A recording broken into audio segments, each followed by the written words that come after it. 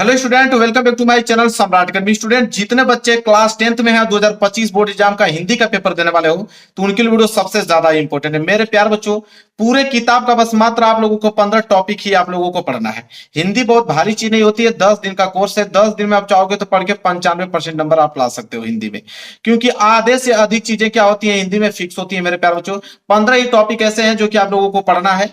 जितना भी समय बचा है 10 दिन, 15 दिन, 20 दिन में आप चाहोगे तो इस टॉपिक को कवर कर पाओगे। पूरे के पूरे टॉपिक पे डिस्कस करने वाला हूं। पेपर में 100% ही आप लोगों को प्रश्न आएंगे। इससे बाहर पेपर आप लोगों को नहीं बनेगा, इस बात की गारंटी लेता हूं।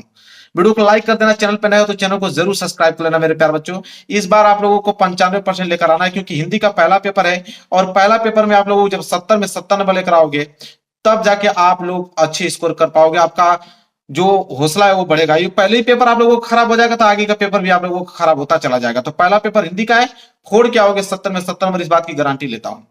है क्या, कुछ नहीं है मेरे प्यार बच्चों। 2 सेक्शन में आप लोगों को बटा होता है। 2 सेक्शन में, सेक्शन 1 में जो खंड अ आता है, खंड अ में 20 ऑब्जेक्टिव क्वेश्चन पूछा जाता है। 20 नंबर के मल्टीपल चॉइस क्वेश्चन पूछा जाता है, जिसे बोलते हैं बहुविकल्पीय प्रश्न। ये 20 नंबर के बहुविकल्पीय कहां से बनते हैं? बिल्कुल आसान है। 10 नंबर के तो 2 टॉपिक से बनता है। 10 नंबर का तो बस मात्र 2 टॉपिक आप तैयार कर लो।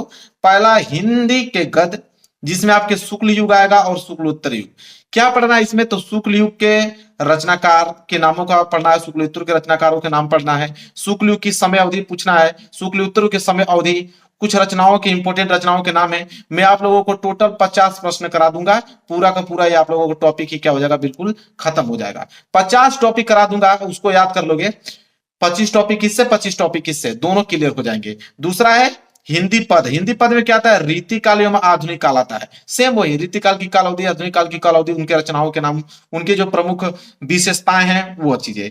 टोटल अगर हम बात करें तो हिंदी गद्य और हिंदी पद के टोटल अगर 50 प्रश्न मैं आपको बताऊंगा ऑब्जेक्टिव क्वेश्चन, 50 प्रश्न अगर आपको तैयार हो गए तो ये 5-5 नंबर आप लोगों के जो है फिक्स हो गए। यहां से 10 नंबर, तो 10 नंबर देखिए बिल्कुल आसान है, सिर्फ 50 क्वेश्चन से। मेरे प्यारे बच्चों, बिल्कुल आसान है। 50 प्रश्न मैं आप लोगों को बता दूंगा, पूरा का पूरा क्लियर हो गया। तो कितना आसान है आप लोगों को? 10 नंबर हिंदी गद्य और पद से। इसके बाद प्रश्न कहां से बनते हैं? और इसके बाद अगला टॉपिक आता है तीसरा। तीसरा है रस, और इसके बाद अलंकार और छंद। ठीक है, अब ध्यान दीजिएगा। रस में करुण रस, हास्य रस, 2 ही रस आपको पढ़ के जाना है इस बार। 2 ही रस आपको पढ़ के जाना है, करुण रस, हास्य रस, जो कि सबसे ज्यादा इंपॉर्टेंट है। अलंकार की बात करें तो अर्थालंकार, उपमालंकार, रूपक अलंकार, उत्प्रेक्षा अलंकार। एक चीज और बताता चलूं मैं कि रस से सिर्फ 1 नंबर के ही प्रश्न पूछेगा, या तो आपको करुण रस दे दे या हास्य रस दे दे। अलंकार की हम बात करें तो अलंकार से भी 1 नंबर का प्रश्न आएगा, या तो आपको अर्थालंकार दे दे, या उपमालंकार दे दे, या रूपक अलंकार, या उत्प्रेक्षा। लेकिन पढ़ना तो चारों पड़ेगा, क्योंकि आपको मालूम तो है ना कि उत्प्रेक्षा का ही पूछ देगा या रूपक का ही पूछ देगा। चारों में से किसी का पूछ सकता है, 1 नंबर का जरूर पूछेगा। छंद की अगर हम बात करें तो छंद भी आप लोगों का 1 नंबर का पूछता है। तो 3 नंबर तो यहां से क्लियर हो गया। मैं आप लोगों को इसके भी 20 या 25 क्वेश्चन बता दूंगा, तो यहां से आप लोगों के तीनों टॉपिक 3 नंबर क्या हो जाएंगे, बिल्कुल क्लियर हो जाएंगे। इतने आसान है नंबर लाना। चौथा जो है वो आता है हिंदी व्याकरण से, और हिंदी व्याकरण में 3 टॉपिक ऐसे हैं, जैसे उपसर्ग। उपसर्ग में 1 नंबर का प्रश्न आएगा, और इन्हीं में से पूछेगा। या तो आपको अ का पूछ ले, या तो अन का पूछ ले, या तो अधि का पूछ ले, या तो अप का पूछ ले, या तो स का पूछ ले, या तो नीर का, या तो अभी का पूछ ले, या तो परी का, या सु का। लेकिन इन्हीं में से एक पूछेगा। तो जब आपको मालूम चल गया आगे से तो याद कर लो, 1 नंबर आप लोगों का कवर हो जाएगा। फिर समास। समास में क्या टॉपिक पढ़ना है? द्वंद्व समास पढ़ना है, द्विगु समास पढ़ना है, कर्मधारय समास पढ़ना है, बहुव्रीहि समास पढ़ना है। 4 समास अगर आपको याद है उदाहरण सहित, 1 नंबर, उसको कोई रोक नहीं सकता। 1 नंबर आप लोगों का बिल्कुल पक्का है यहां से। इसके बाद तद्भव, तत्सम, पर्यायवाची, इन तीनों में से कोई एक ही देगा।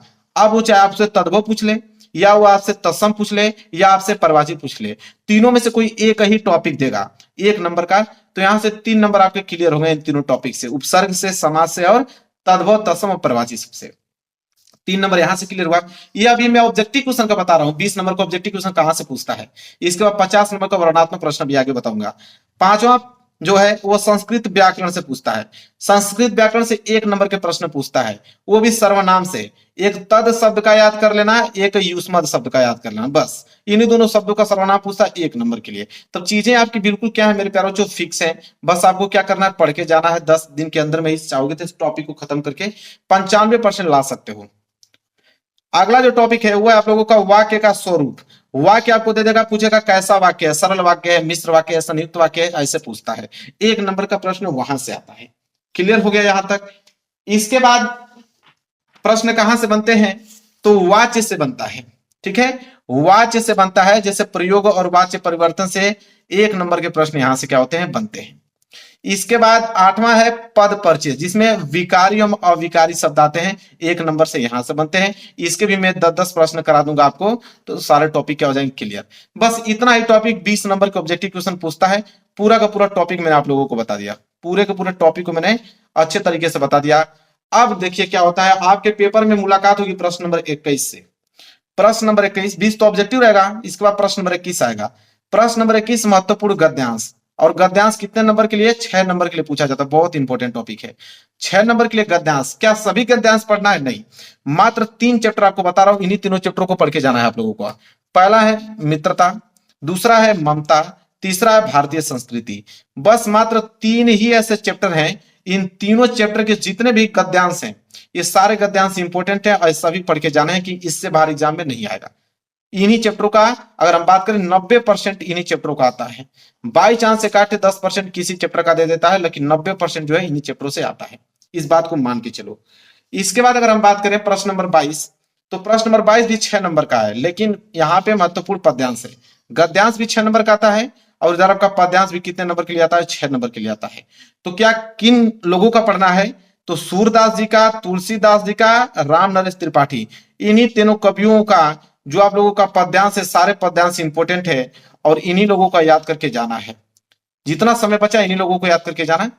बाकी मैं इंपॉर्टेंट क्वेश्चन इन लोगों का करा दूंगा, आप करके चले जाना, बस हो गया। आप लोगों का 6 नंबर यहां से क्या हो जाएगा, बिल्कुल क्लियर हो जाएगा। इसके बाद मेरे प्यार बच्चों ये ध्यान दीजिए, 23वां प्रश्न, संस्कृत का गद्यांश और पद्यांश। गद्यांश संस्कृत का 5 नंबर का पूछता है, और संस्कृत का पद्यांश भी 5 नंबर का है। टोटल 10 नंबर के प्रश्न बनते हैं, और दोनों के लिए एक ही चैप्टर होता है। वाराणसी चैप्टर, वीर विन पूजते, भारतीय संस्कृति और प्रबुद्धो ग्रामीण, ये 4 ऐसे चैप्टर है मेरे प्यारों, इन्हीं चारों चैप्टर के गद्यांश भी आता है, और इन्हीं चारों चैप्टर के पद्यांश भी आता है। गद्यांश और पद्यांश के लिए क्या है, चारों चैप्टर सेम ही है। तो अगर इन चारों चैप्टर के गद्यांश और पद्यांश आपको क्लियर हैं, आंख बंद करके मेरे प्यारों एग्जाम में सारे प्रश्न करके चले आओगे, 10 नंबर यहां से बिल्कुल फिक्स है। बहुत इंपॉर्टेंट बता रहा हूं, 10 दिन का ही कोर्स है। 10 दिन अगर मन से पढ़ दोगे तो हिंदी में 95% लाने से कोई नहीं रोक सकता है, बता देता हूं आपको। चलिए आगे बढ़ते हैं, अगला चर्चा कर लेते हैं। ये तो फ्री के ही नंबर आप ले जाओगे, क्योंकि सारे बच्चों को याद होगा। प्रश्न नंबर 26, प्रश्न नंबर 26 में क वाला प्रश्न देखने को मिलेगा आपको, कि जीवन परिचय लिखिए, वो भी लेखक का। तो लेखक का जीवन परिचय कितने नंबर के लिए था, 5 नंबर का। कोई शायद ही ऐसा व्यक्ति होगा, लड़का होगा, जो उसको जीवन परिचय न मालूम हो इस समय। 3 ही जीवन परिचय आपको याद करना है, डॉक्टर राजेंद्र प्रसाद जी का, जयशंकर प्रसाद जी का, चार रामचंद्र शुक्ल, यही तीनों लोग इंपॉर्टेंट है। क्या तीनों करने होते हैं, नहीं, एक ही तो करना होता है। अगर 3 याद किए हो तो तीनों में से कोई ना कोई एक तो मिल ही जाएगा, और तीनों में से एक करोगे 5 नंबर मिल जाएगा। लेकिन ध्यान रहे, 5 नंबर ऐसे मिलता है 3 + 2। 3 नंबर तो आपको परिचय पे मिलेगा, जीवन परिचय पे, और 2 नंबर रचना पे। इसलिए मैं आपको कहता हूं कि रचना बहुत इंपॉर्टेंट है। रचना आप याद करके जाना, क्योंकि रचना लिखना पड़ेगा। रचना नहीं लिखोगे तो 2 नंबर आपको नहीं दिया जाएगा। तो रचना आपको लिख के ही आना है, इतना बात आप याद रखना। आगे बढ़ते हैं, तो 26 का ख, जीवन परिचय ये भी है, लेकिन कवि का, ये भी कितने नंबर का है, वही 5 नंबर का। ये बहुत इंपॉर्टेंट है, ये भी 5 नंबर का ही होता है। किनका याद करके जाना है आपको, गोस्वामी तुलसीदास जी का। चलिए, तो सुमित्रानंद पंत, तीसरा महाकवि सूरदास। वही चीज, सेम चीज है, 5 नंबर का पूछेगा, 3 + 2 का रेशियो चलता है। 3 नंबर जीवन परिचय मिलेगा, और 2 नंबर रचना पे। इसलिए मैं कह रहा हूँ रचना पे ज्यादा फोकस करना आप लोगों को। तो भाई यहाँ पे लेखक का भी और कवि का, दोनों मैंने अच्छे तरीके से बता दिया। हाँ, 2 नंबर फ्री में ले जाओ यहां से, क्योंकि 2 नंबर फ्री के मिलते हैं यहां से, श्लोक से। श्लोक आपके एग्जाम में पूछेगा ही पूछेगा, चलिए उसको नोट कर लीजिए। तो 2 नंबर के श्लोक पूछता है, कौन सा श्लोक याद करके जाना है, 2 बता देता हूं। आप चाहोगे तो अलग से भी याद कर सकते हो, ये नहीं कि यही याद करना है, लेकिन आसान तो मुझको यही लगता है। पहला है कि बंधम मरणम वापी जयो वापी पराजय, उभयत्र समो वीर वीर भाव ही वीरता। देखिए कितना सिंपल है, तुरंत याद हो गया। दूसरा इसको याद कर लेना, सर्वे भवन्ति सुखिनम सर्वे सन्तु निराम्या सर्वे भद्राणु पश्यन्तु मां कश्चित् दुख भाग भवेत्। ये दूसरा हो गया। तो 2 अगर श्लोक आपको याद है तो 2 नंबर आप लोग बिल्कुल आसानी से क्या कर लोगे, पक्का कर लोगे। क्लियर है, आप लोगों को समझ में आ रहा है सारी चीजें। बिल्कुल आसान होता है मेरे प्यारों, जो हिंदी में नंबर लाना, बस आप लोगों को थोड़ा सा पढ़ के जाना है। अब अगला टॉपिक है जो सबसे ज्यादा हिंदी में अगर सबसे ज्यादा मार्क्स का पूछा जाता है तो यही टॉपिक है, जिसे बोलते हैं निबंध। बोलेगा कि निम्नलिखित में से किसी एक विषय पर निबंध लिखिए, 7 नंबर के लिए निबंध है। आपके एग्जाम में 5 निबंध आएंगे, ठीक है। पहला स्वच्छ भारत अभियान, दूसरा है विज्ञान वरदान या अभिशाप, वेरी वेरी मोस्ट इंपोर्टेंट मेरे प्यारे बच्चों। इसके बाद प्रदूषण की समस्या तथा समाधान, वेरी मोस्ट इंपोर्टेंट। इसके बाद बढ़ती जनसंख्या कारण और निवारण, ये भी इंपोर्टेंट है। बात करें तो पांचों ही इंपोर्टेंट है। आतंकवादी की समस्या और समाधान इंपोर्टेंट है, ये वाला भी इंपोर्टेंट ही है। तो पांचों पर मैंने इंपोर्टेंट लिख दिया और पांचों याद करके आपको जाने हैं। तो क्या पांचों करके आओगे? नहीं, 5 में से तो कोई एक ही करना होगा ना, तो एक बार पूरा देख लेना अच्छे तरीके से। आपको बता दूं कि निबंध में कुछ लिखो या ना लिखो, 2 हेडिंग हमेशा लिखना। पहली हेडिंग प्रस्तावना आपकी होनी ही चाहिए, पहली हेडिंग प्रस्तावना सही सही लिखना, और लास्ट हेडिंग उपसंहार सही से लिखना, ठीक है। ये 2 हेडिंग अगर आपने सही लिखा है तो आपके मार्क्स जरूर से जरूर मिलेंगे, उसको कोई रोक नहीं सकता है। तो पहले हेडिंग प्रस्तावना सही से लिख देते हो, लास्ट हेडिंग उपसंहार, तो काम बन जाएगा आपका निबंध में। लेकिन पांचों निबंध एक बार पढ़ के जरूर जाना, क्योंकि निबंध पढ़े रहोगे तभी तो भी बनाकर लिखोगे। अगर पढ़े ही नहीं रहोगे तो बना के भी नहीं लिख पाओगे आप। तो एक बार पढ़ लेना, कम से कम इन चीजों के बारे में जानकारी हो जाएगी तो बनाकर भी आप लिख पाओगे। चलिए, तीसरा प्रश्न आपके एग्जाम में देखने को मिलेगा, एक टॉपिक पत्र लेखन। क्या देखने को मिलेगा? पत्र लेखन मेरे प्यारे बच्चों। पत्र लेखन बोलेगा कि निम्नलिखित में से किसी एक को पत्र लेखन लिखिए, 4 नंबर के लिए पत्र लेखन आता है। देखिए, पत्र लेखन 3 टाइप के पूछे जाते हैं, तीनों टाइप में डिस्कस कर देता हूं, आप याद कर लेना। एक होता है नियुक्ति आवेदन पत्र, दूसरा टाइप होता है कि बैंक से किसी व्यवसाय के लिए अगर ऋण प्राप्त करने का आवेदन पत्र, और तीसरा है कि अपने नगर या गांव की सफाई हेतु संबंधित अधिकारी को प्रार्थना पत्र। तो 3 टाइप के यहाँ पे पत्र लेखन पूछा जाता है, कोई भी दे सकता है। तो तीनों टॉपिक आपके तैयार होने चाहिए पत्र लेखन में, और 4 नंबर यहां से फ्री में नंबर ले जाना। देखिए मेरे प्यारों, जो पत्र लेखन को रट्टा नहीं मारा जाता है, पत्र लेखन को स्ट्रक्चर मालूम किया जाता है। स्ट्रक्चर मतलब कि रूपरेखा, वो उसे कैसे लिखा जाता है, ये तरीका सीखना होता है। अगर वो तरीका आप सीख लोगे तो समझिए कि दुनिया का कोई भी पत्र लेखन आएगा उसको आप बना के लिख पाओगे। तो मेरे चैनल पे ऑलरेडी वीडियो अपलोड है, देख लेना, पत्र लेखन कैसे लिखे बाई सम्राट एकेडमी, आपको मालूम चल जाएगा। स्ट्रक्चर बस आप मालूम कर लो, बाकी आप बनाकर लिख दोगे, कोई दिक्कत नहीं है, आपको 4 नंबर मिल जाएंगे। क्योंकि एग्जामिनर स्ट्रक्चर पे ध्यान देता है, ना कि पूरा टॉपिक पढ़ता है वो। तो ये बात आप ध्यान में रखते चलिएगा।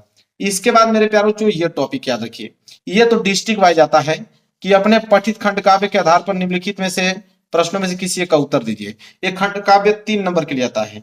तो जिला वाइज आता है, आपके जिला में जो पूछा जाएगा वही आपको करना है, दूसरा कर दोगे 1 नंबर भी नहीं मिलेगा। तो देख लेना क्वेश्चन बैंक में कि आपके डिस्ट्रिक्ट में कौन सा पूछा जाता है। वैसे तो बहुत सारे हैं, कितना जिक्र करूं मैं, चलिए जिक्र कर ही देता हूं, देख लीजिए, स्क्रीनशॉट ले लीजिए। मुक्ति दूत, इसके बाद ज्योति जवाहर, इसके बाद मेवाड़ मुकुट, 3 तो यही हो गए। 3 के बाद अगर हम बात करें यहाँ पे तो अग्र पूजा भी है, जय सुभाष भी है, इधर आपका मातृभूमि भी है, इधर नीचे कर्ण आपको दिया हुआ है, फिर कर्मवीर दिया हुआ है, तुमुल दिया हुआ है। तो डिस्ट्रिक्ट वाइज सबके अलग अलग आते हैं। तो यही था मेरे प्यारे बच्चों 15 टॉपिक। क्या बिल्कुल आसान नहीं लगा आप लोगों को? मुझे बेहद आसान लगा, आपको भी लगा होगा कि 15 टॉपिक बस मात्र 10 दिन का कोर्स है, अगर उसको हम तैयार कर लेते हैं क्या 95% आ जाएगा? बिल्कुल आ जाएगा, कोई घबराने वाली बात नहीं है मेरे प्यारे बच्चों। बस वीडियो को लाइक कर देना, चैनल पर नए हो तो चैनल को जरूर सब्सक्राइब कर लेना। मिलेंगे एक प्यारे से नेक्स्ट वीडियो में, तब तक के लिए धन्यवाद।